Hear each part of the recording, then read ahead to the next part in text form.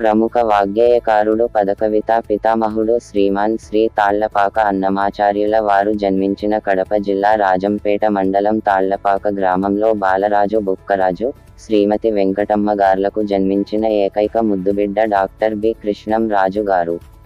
ప్రతి సంవత్సరం డాక్టర్ బాలరాజు కృష్ణం రాజు గారిని స్మరించుకుంటూ తాళ్లపాక గ్రామ ప్రజలు వర్ధంతి మరియు జయంతిలను ఘనంగా నిర్వహించుకోవడం ఆనవాయితీగా వస్తోంది.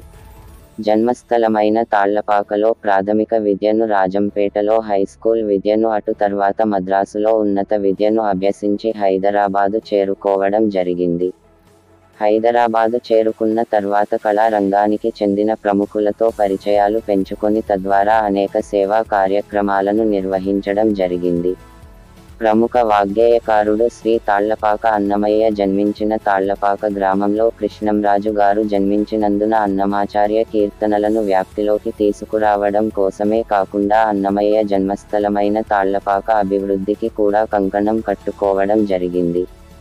1996 సంవత్సరంలో అప్పటి దేవాదాయ శాఖ మంత్రి శ్రీ రుద్రరాజు రామలింగరాజు అధ్యక్షన శ్రీ అన్నమాచార్య కళా కేంద్రమును స్థాపించి రాష్ట్రవ్యాప్తంగా అన్నమయ్య కీర్తనలపై ప్రచారం చేశారు. అన్నమయ్య కీర్తనలను ప్రచారంలోకి తీసుకురావడానికి గాను మొదట 1967-68 సంవత్సరంలో హైదరాబాదులోని రవీంద్రభారతిలో అప్పటి ముఖ్యమంత్రి శ్రీ కాసు బ్రహ్మానంద రెడ్డి గారు ముఖ్య అతిథిగా ఒక సాంస్కృతిక కార్యక్రమాన్ని ఏర్పాటు చేసి శ్రీ తాళ్లపాక అన్నమాచార్య కీర్తనలు నలుదిశలో వ్యాపింప చేయడమే కాకుండా మద్రాసు, కర్ణాటక రాష్ట్రాల్లో కూడా అన్నమాచార్య కీర్తనలపై ప్రచారం చేశారు.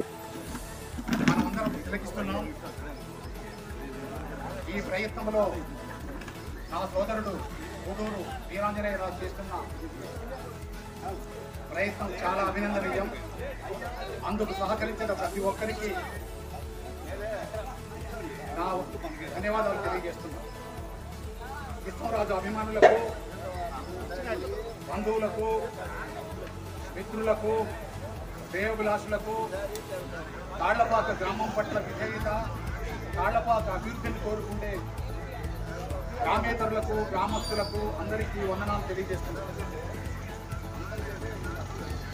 ఈ సభకు ప్రత్యక్షంగా రాకపోయినా వాళ్ళ కుటుంబ సభ్యులు వాళ్ళ సహకారము, వాళ్ళ మద్దతు ప్రకటించినందుకు వారికి నా తరఫున, గ్రామం తరఫున ఆశీస్సులు అందిస్తున్నాను. ఇకపోతే ఈ సభలో కృష్ణరాజు గురించి లేదా తాళ్లపాక గురించి రెండు మాటలు పుస్తకిస్తే బాగుంటుందని నా సోదరుడు వీరాంజనేయరాజు సూచన మేరకు క్లుప్తంగా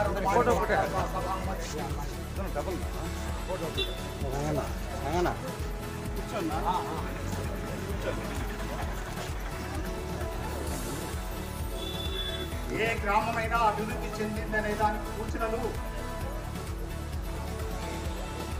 కరెంటు, రోడ్డు, మంచినీళ్ల సదుపాయం ఉండాలి. ఆ గ్రామాన్ని అభివృద్ధి చెందిన గ్రామంగా ఈ రాష్ట్రంలో కానీ ఈ దేశంలో కానీ గుర్తింపు లభిస్తుంది. 1970కి ముందు ఈ గ్రామ పరిస్థితి ఏంటి అనేది 60 సంవత్సరాలు నిండిన ఈ గ్రామస్తులకు మాత్రమే తెలుస్తుంది.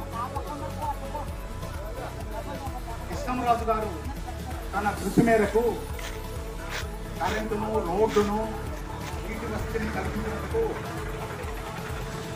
ఆయనకు ఈ సభాముఖంగా దోహాలు సమర్పిస్తున్నాం.